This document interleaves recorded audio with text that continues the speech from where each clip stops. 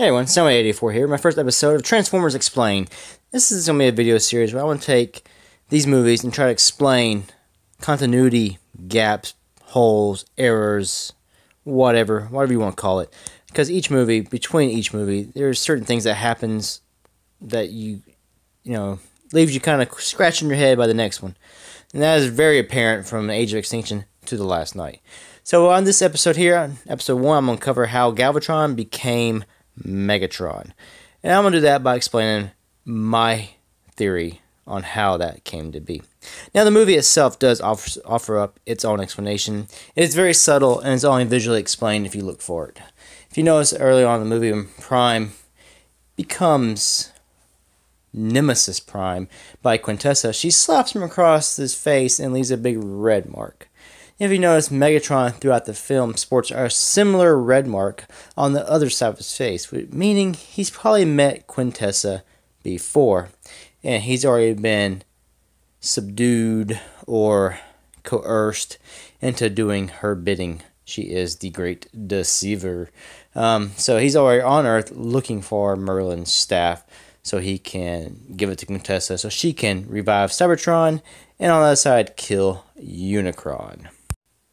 So that's already explained to us, but how does he actually get his new body and stuff like that is not explained. If you saw Age of Extinction, he had his new body built by KSI, but Megatron was already in the works behind the scenes doing the little programming with his chromosomes, as Brain said. So he got them build a body so he could resurrect himself. At the end of Age of Extinction, we saw him on a mountainside watching Prime defeat Lockdown and fly back to the Autobots. Maybe overheard Prime's conversation about the seed, taking to the creator, hiding it, and then finding the creators to, whatever. And so Galvatron himself decided, I'm going to go out and I'm going to look for this as well. So Galvatron was going to follow Prime. Maybe he got lost following Prime. Maybe he got ahead of Prime. Maybe that's how Prime got frozen. Megatron got to Quintessa first, Cybertron first. She told him all the backstory that she told Optimus Prime. So Galvatron was already in the know. Galvatron then, knowing if Quintessa is a Prime of Life or she does have any kind of special abilities, maybe she gave Galvatron the new body. It is Cybertronian in nature. It is not a human alt mode. And that's probably how Megatron likes it. She probably called him back to Megatron. Being that's who he is Megatron. So that's that. He went back to Earth to do all that. And that's why he already knew of the Merlin staff.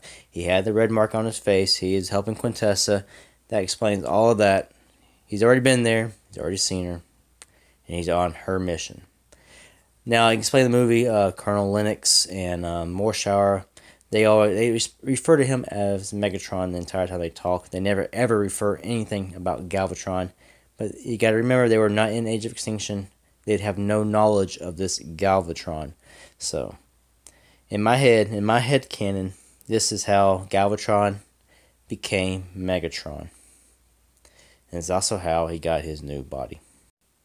Anyway, that's how I explained it in my head. The continuity gap between Age of Extinction and The Last Night, explaining the Galvatron becoming Megatron again. You might have your own theories. You can leave those down below if you'd like.